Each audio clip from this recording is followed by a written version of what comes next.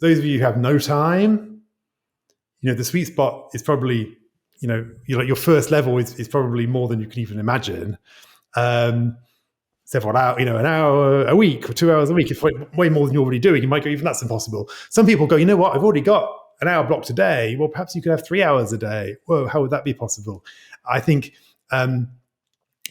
so what I like to say is not so much what's the actual number, but actually how can you start and how can you create something which is tiny and achievable and build from there.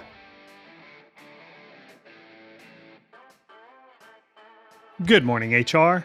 I'm Mike Coffey, and this is the podcast where I talk to business leaders about bringing people together to create value for shareholders, customers, and the community. Please follow, rate, and review Good Morning HR on Apple Podcast, Stitcher, Spotify, or wherever you get your podcast.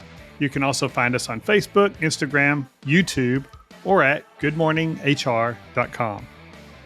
As we look forward to 2023, I'm going to spend the next several episodes of the podcast discussing New Year's resolutions for people leaders. And I think it appropriate that the first of the New Year's resolutions I suggest is a renewed focus on strategy. To that end, I've invited Richard Medcalf back to the podcast. Richard's new book, Making Time for Strategy: How to Be Less Busy and More Successful, is slated for release in early 2023.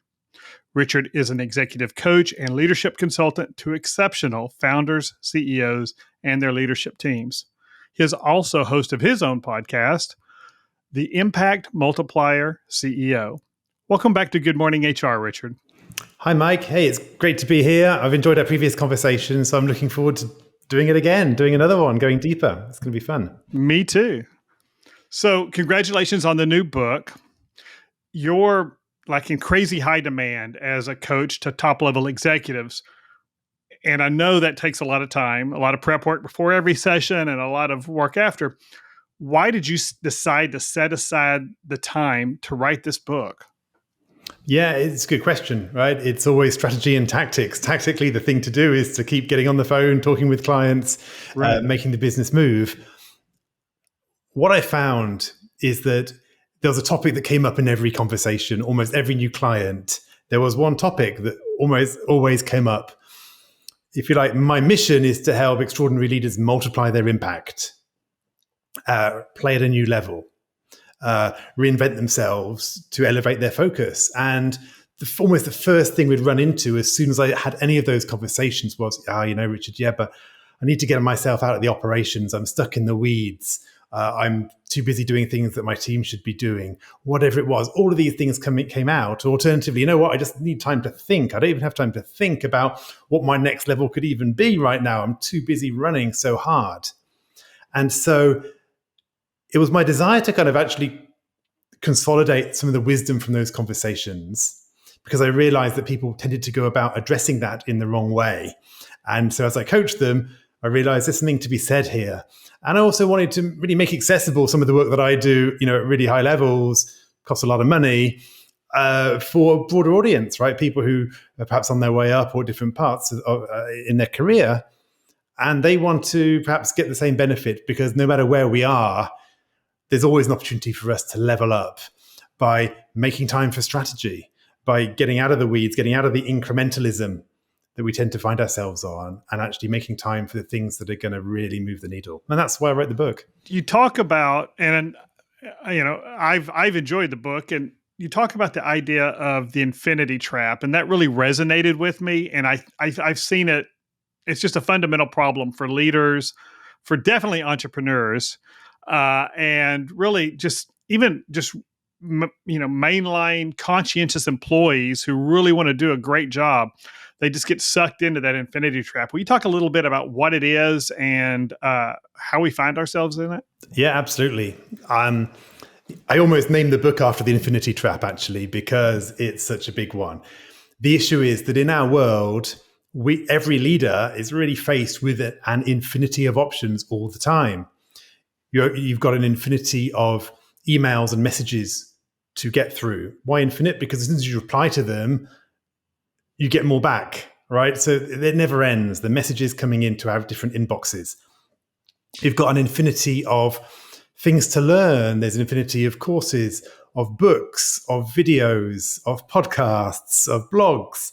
All these things are out there, and we can never stop, right? There's always more.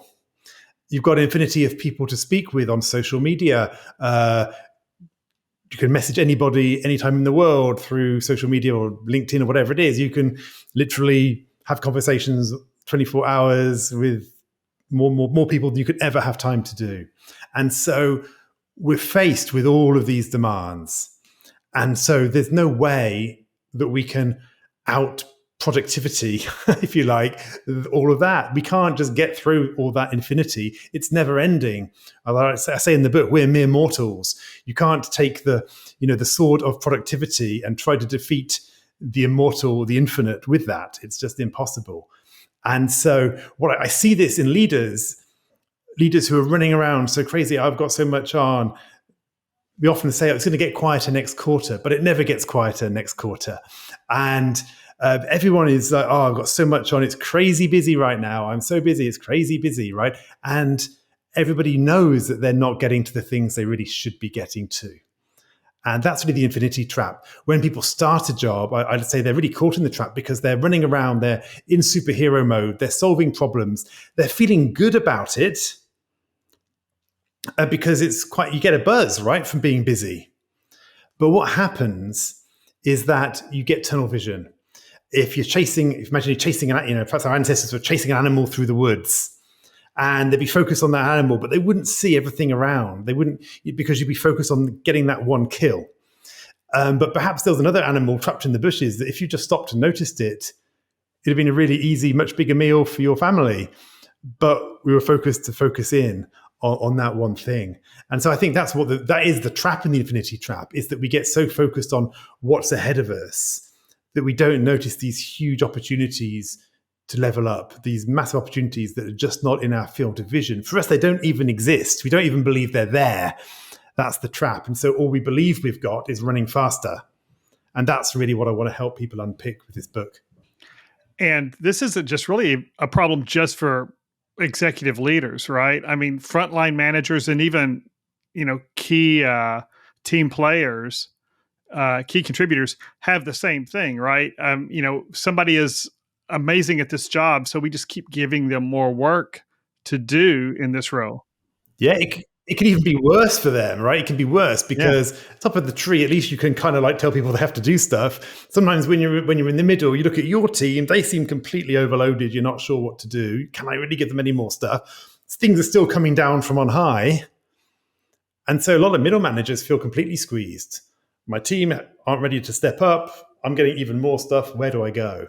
And that's, again, the infinity trap. And I'm a sucker for productivity hacks. I'm always looking for the next app to install or the next book to read or the next podcast to listen to that's going to give me that thing that's going to make me more productive. And some of them do, but it feels like I'm not always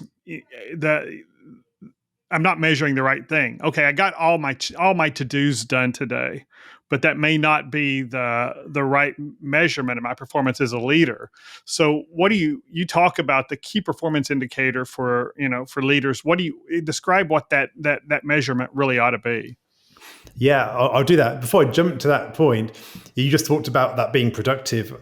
Again, one of my phrases, you find it in the book, is you can either be productive or creative. And when you say that, even when I say it to myself, I feel the visceral, oh my word, that's so true, because guilty. Yeah. And actually creativity is the thing that tends to make the difference. But creativity involves dead ends. It involves thinking. It involves trying something and it not working. You have to go through that process. When you're in the middle of the creativity process, it does not feel productive. But when you come out of it, you might have got something that's a game changer.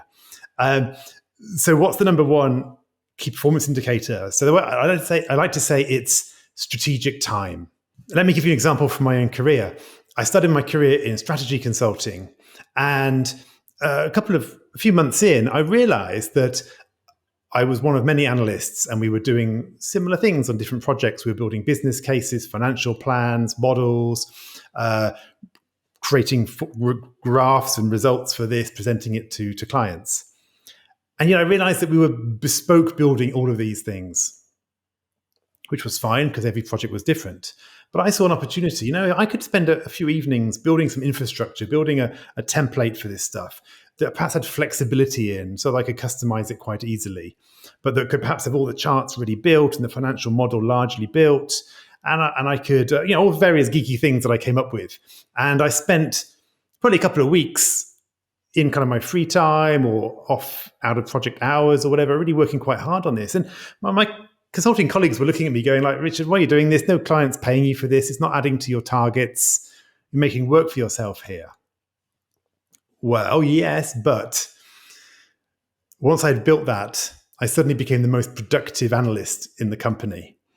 What it was taking everyone else to do a week doing, I could do in half a day because I wasn't starting from zero. I had a well thought through process, which not only was faster, but it was actually better because it looked beautiful. It was beautifully formatted. I had macros and things which would make it look great. And it would be more insightful because it had charts and sensitivity analysis and all this kind of whiz-bang stuff on it, which everyone else didn't have because they were working so hard just to get the basics. The point is, with that time I freed up, I was then able to spend more time interpreting the results, doing the work actually at one level above where I was meant to be, getting involved with sales activities, business development.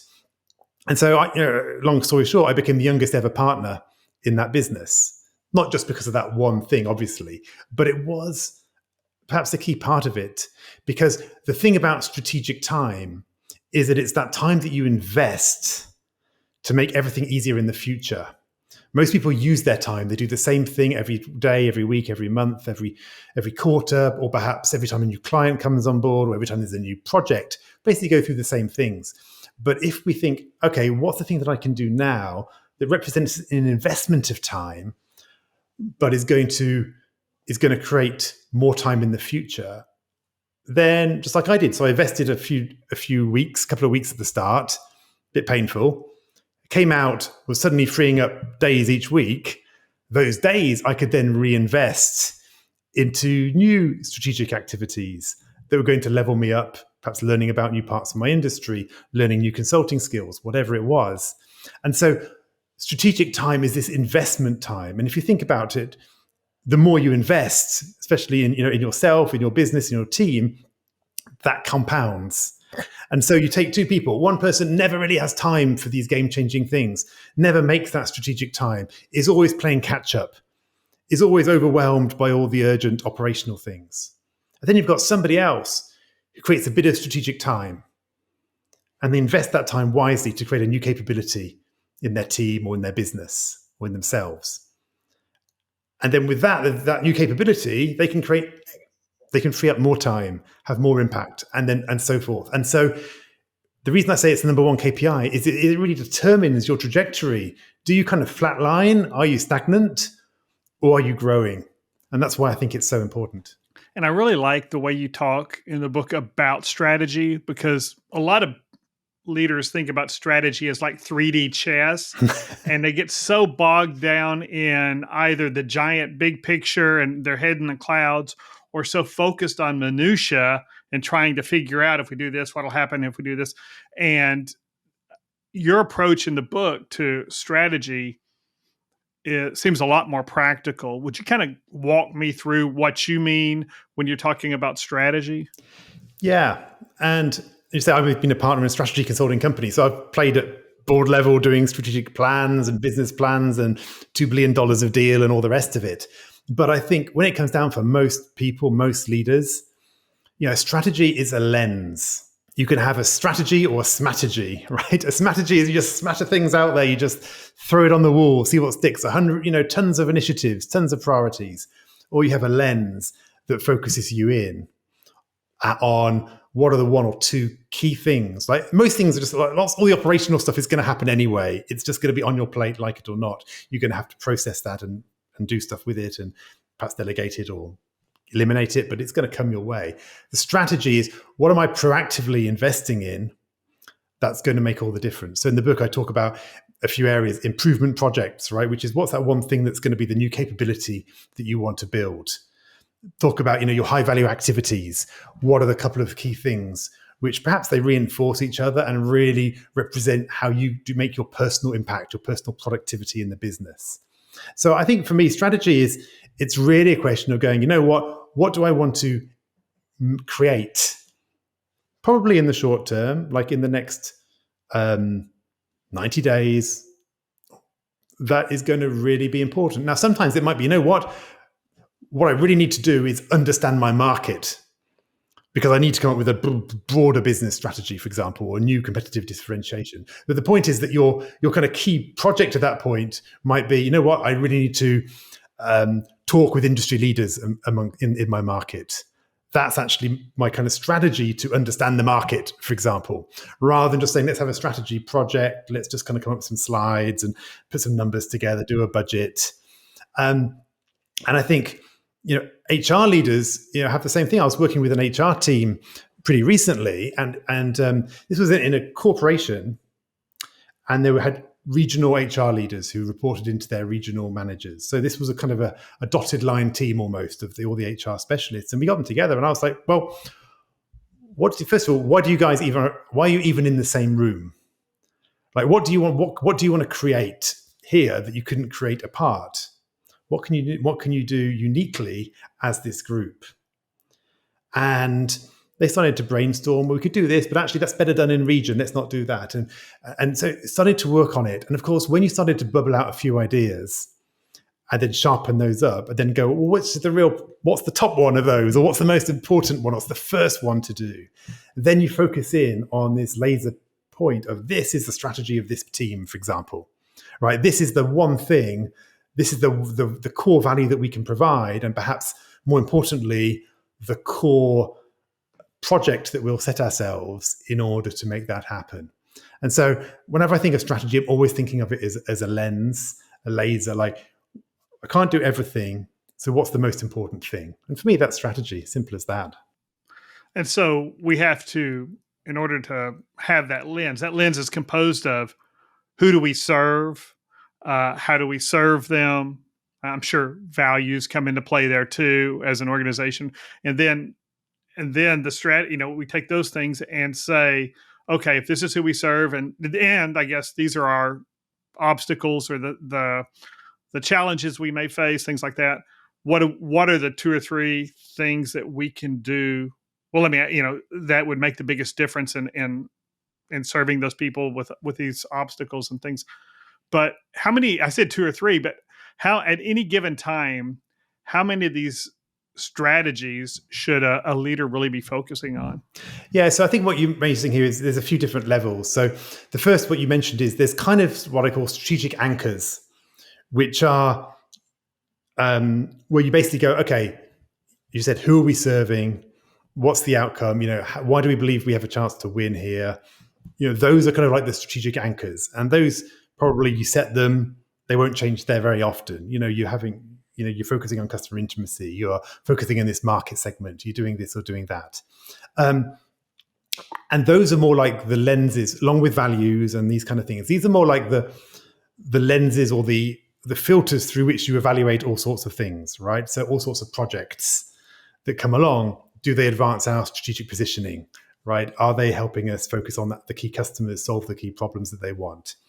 Then the question becomes more pragmatically, if you are a leader of a large organization, a small organization, a team, the question is, well, how many priorities can we focus on?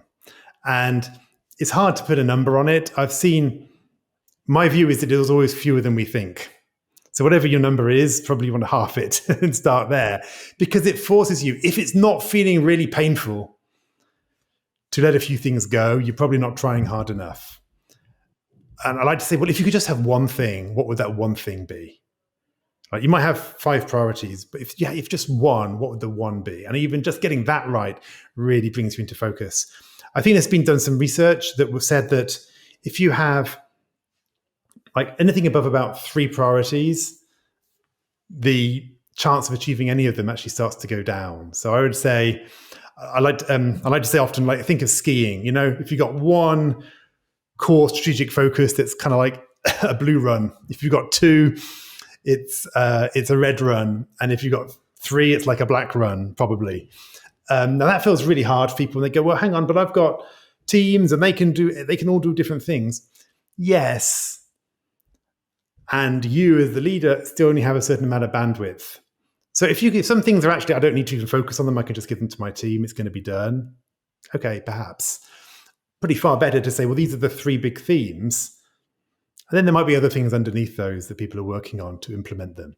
But I think in general, there's a real clarity when you go, oh yeah, it's these 2 things. If I can just nail these 2 things, we're going to be golden. And that kind of, I think, ties back to what you say about the most important project being the one no one's really asking for. Talk about how that ties in there, that the most important thing I can be focused on is the one that nobody else is asking for. Yeah, because people are asking you about operations. They're asking you about the day-to-day. By definition, someone's job is to ask you. Strategy is you being proactive. So go back to that example in the consulting company. Nobody asked me to build a template other than the ones that already existed in the company. Nobody asked me to do that, but I saw the opportunity and I saw how that would change everything. When I was at Cisco, a few months in, we'd done a piece of work for a customer and I saw that there were some key insights that we could distill into some thought leadership. Anonymize it, generalize it, make it more applicable to different regions around the world. I spent I remember a day in my home office working on this, building a financial model, researching it, writing a paper, writing a presentation. Got to the end of the day, it wasn't quite finished, it was almost finished. I just felt pretty down. I was like, why did I do this? No one's asked for this. I've got I'm new in my role. I should be, seeing people doing things. But I took this time to invest. And then that thing kind of went viral. I was invited to present in front of customers around the world, brought into the executive teams to present it. It kind of got my name on the map.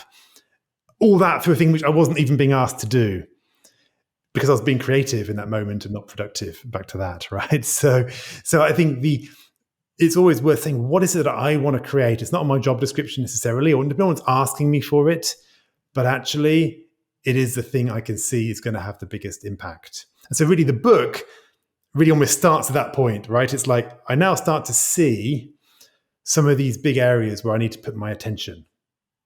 I need to free up time for either to think about this stuff in the first place or just to actually move forward these projects that nobody else is screaming for.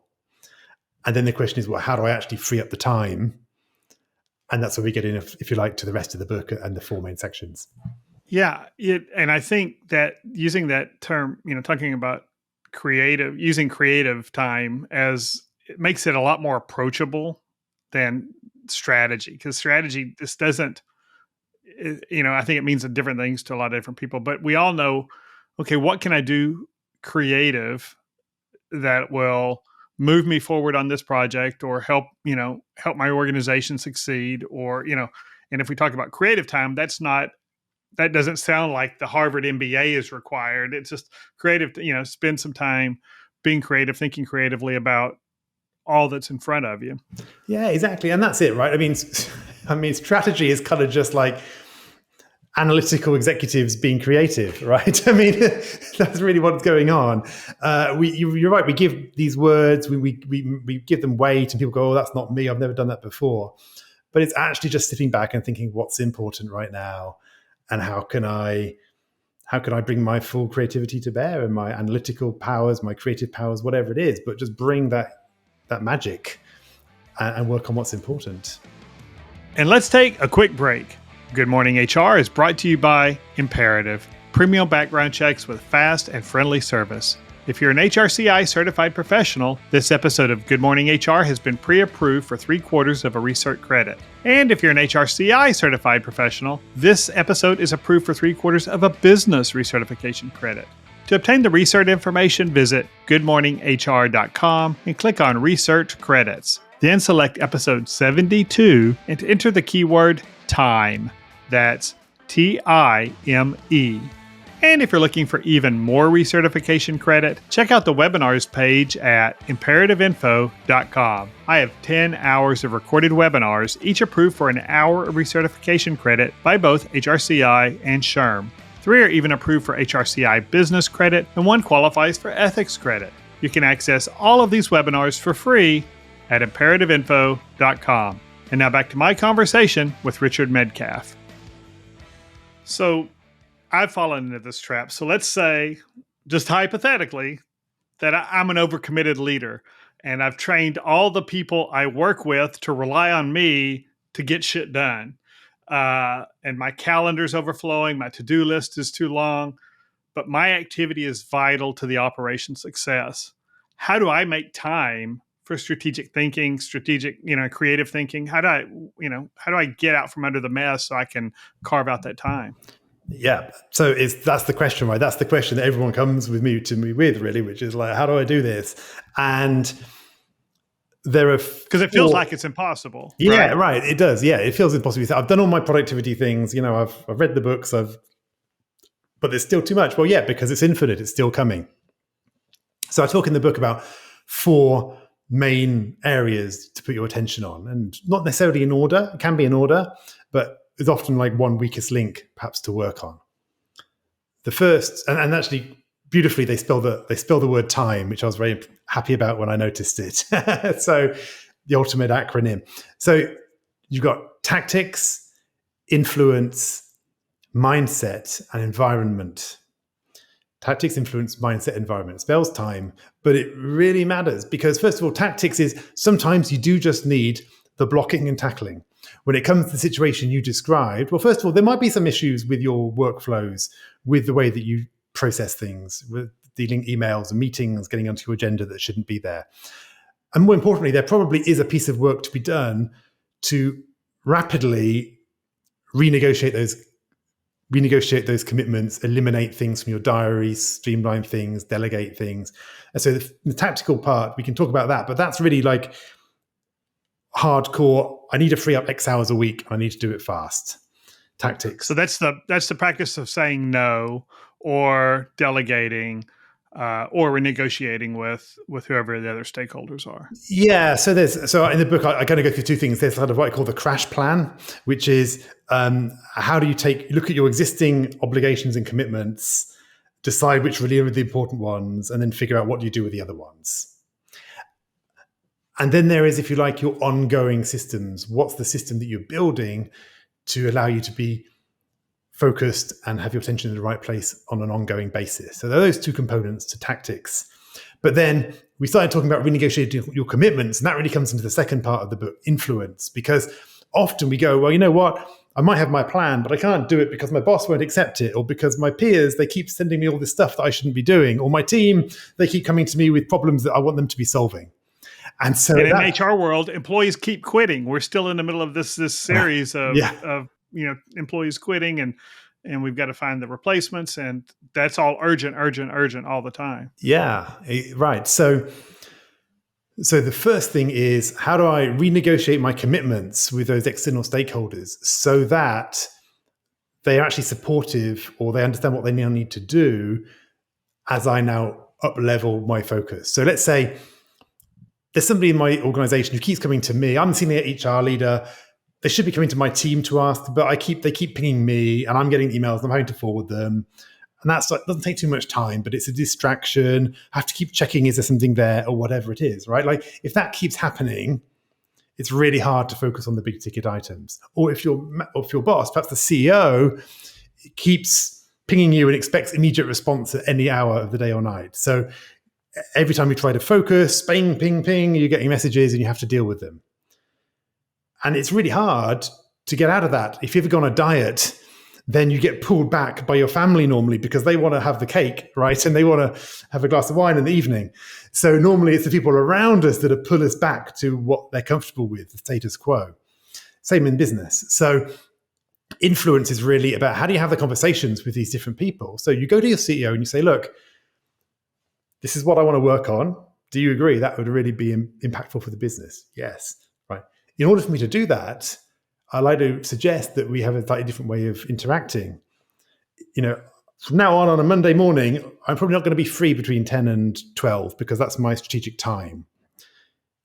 So I won't be replying to you in that period. Is that okay? And they might push back. No, that's not okay.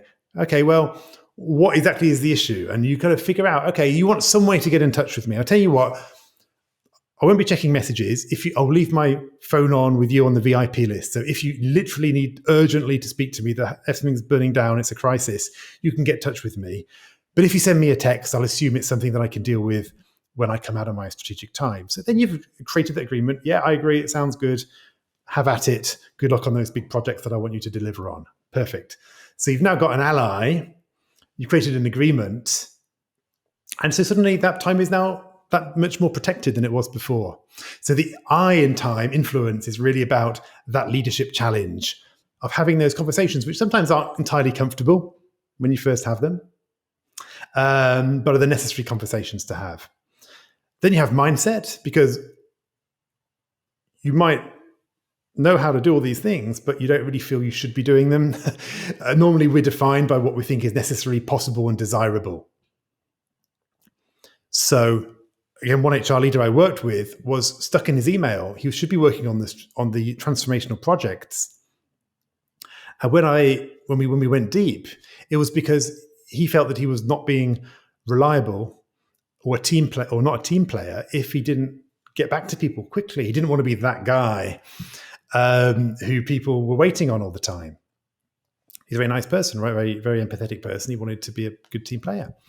I probed in and we looked at all the different stakeholders, the CEO, the investors, his team, customers, and he realized that all of them, if they were in the room, would want him to be doing those big transformational projects and not getting distracted by his emails. So I said, look, the way I see it is when you're doing your email, you're actually being unreliable and untrustworthy and not a team player at all. And then he got it, right? The mindset shifted. Oh, yeah, this is not my role anymore. Very few of us are actually paid what we're paid to write emails. Yeah, it's But no great business was ever built from the mailroom. Right. Yeah. And so that's mindset. Yeah, so that's mindset, right? And there's various things that get in our way. Some of us, it's people pleasing. Some of us, it's just being so addicted to getting things off our list and being responsive and the buzz that goes on with that, right? There's all sorts of things that we can look at. And the final one is environment, because I wanted to write this book for leaders. And a lot of books deal with the personal productivity piece and focus. But I also wanted to say, well, there's also organizational focus. So how as a leader do you actually work your environment, your corporate culture, your team culture to help them, in fact, help everybody create that bit more time for strategic creative work, no matter where they are in the organization? Because if everyone else around you is going crazy, you can do your work, but it becomes a lot harder. If you can actually help your team free themselves up from the low end stuff, work on the most important things, renegotiate their commitments, extract themselves from things they shouldn't be doing, then actually you can give them even more things, and then you can up-level yourself even more. If your whole corporate culture is based around firefighting and running around, as a senior leader, you need to address that problem because it's severely hampering you, right? It's keeping you on a flat trajectory. People are always like running after the latest customer issue, the business process that's not working, except for firefighting. It feels good for people. It's the infinity trap. It feels productive, but the needle doesn't move. And so environment is really about how do you have the conversations with your team, with your organization, and lead them through a process of change. And so when the environment's wrong, that's when the organization's just kind of stuck in the weeds, right? I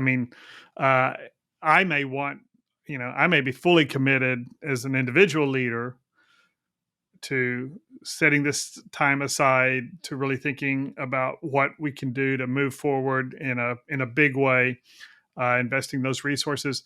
But if everybody who surrounded me is, like you said, they're fighting fires all day long, and they're responding to maybe the less important but more urgent issues, or what are seen as urgent, emails with, please respond to me by close of business, then they feel like they've got to do that. And really they've trained the people on the other end of those emails, or they've trained their customers or their peers to expect this same level of response.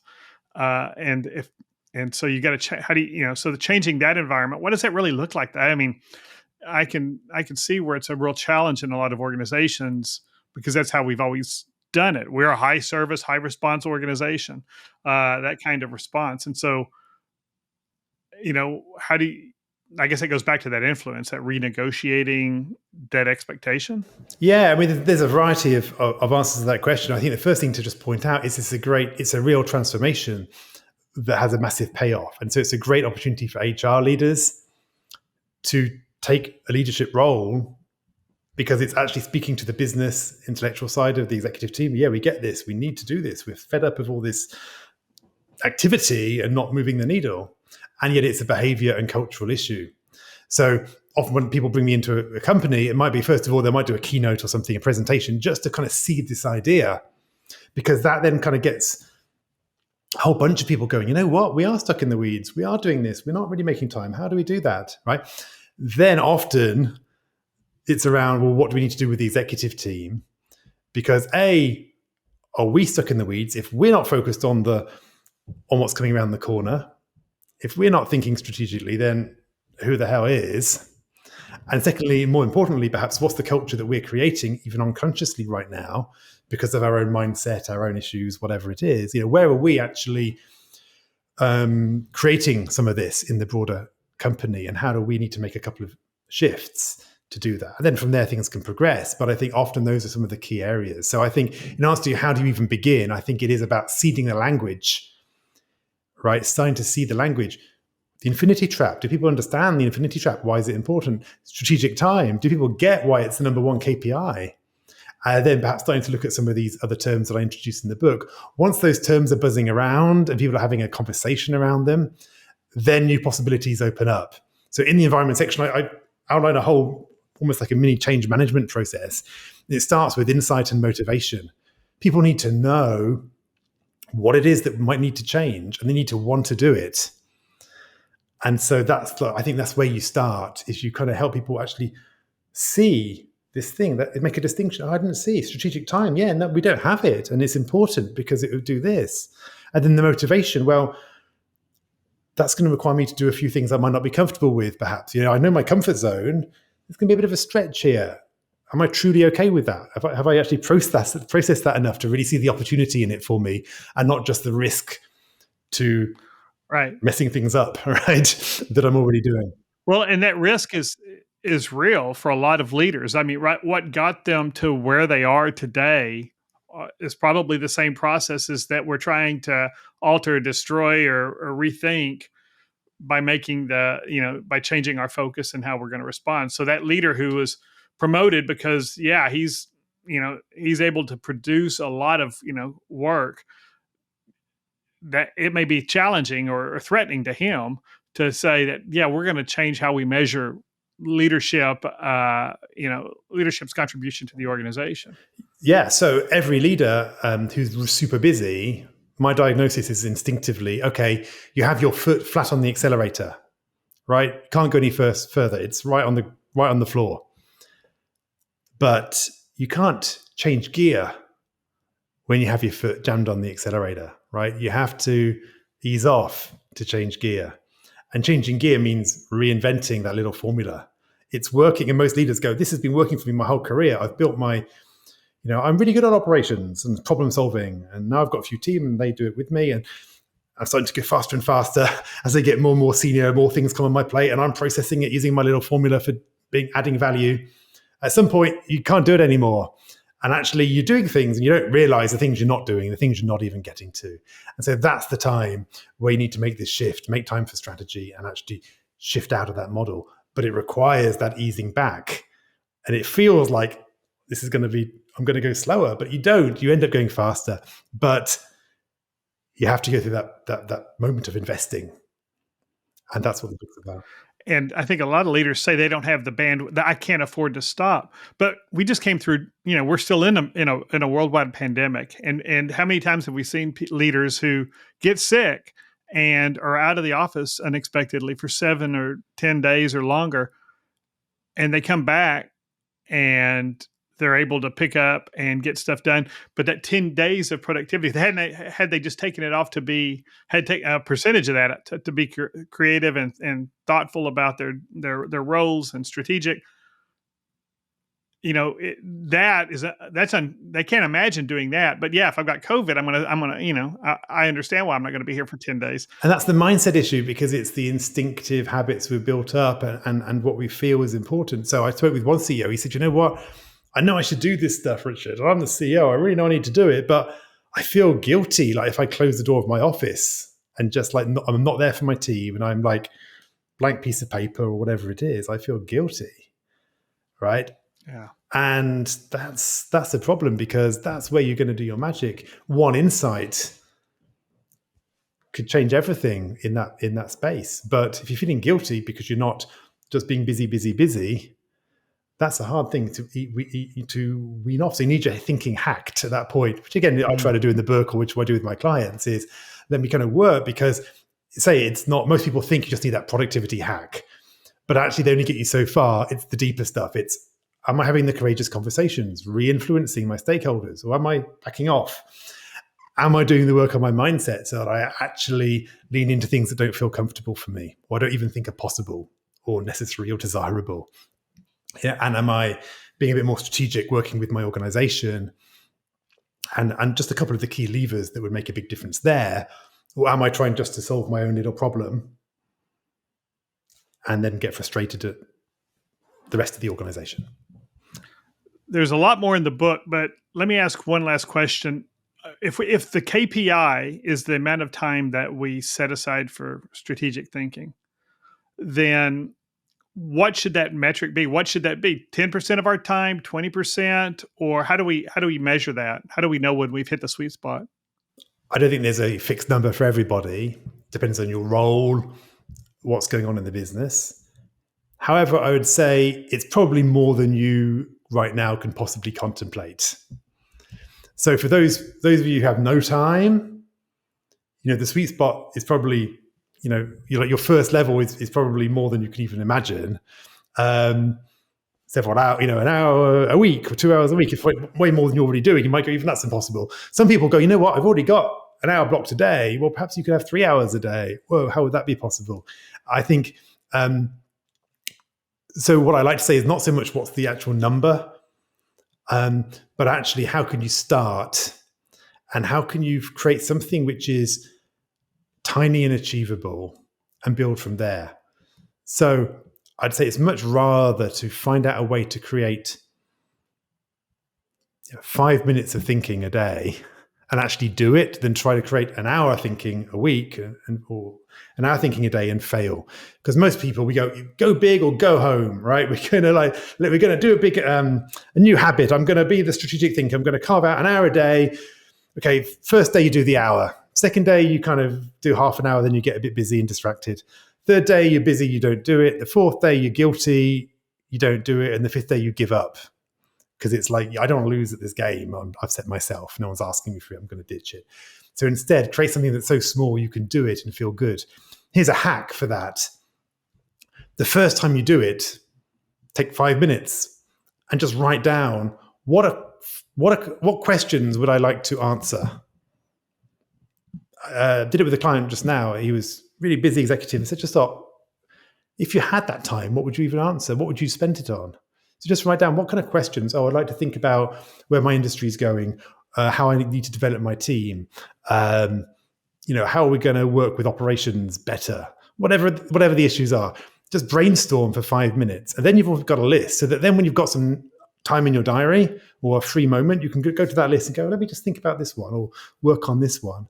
But often we don't know what we're going to do with this magical strategic time. So when it comes along, we go, I'll just do my emails instead. At least I know what to do there. Right. So that's what I would suggest. Like, start small and just come up with a few questions you want to start to ponder.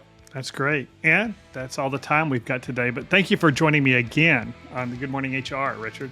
Yeah, you're welcome. If people want to find out about the book, they can go to makingtimeforstrategy.com. That's probably the simplest place to go. That'll take out the book, and you can get it on Amazon and all the usual places. So and it'll be in our show notes as well. And we'll include all the contact info for all your projects, which will take half the show notes because you've got so many things going on.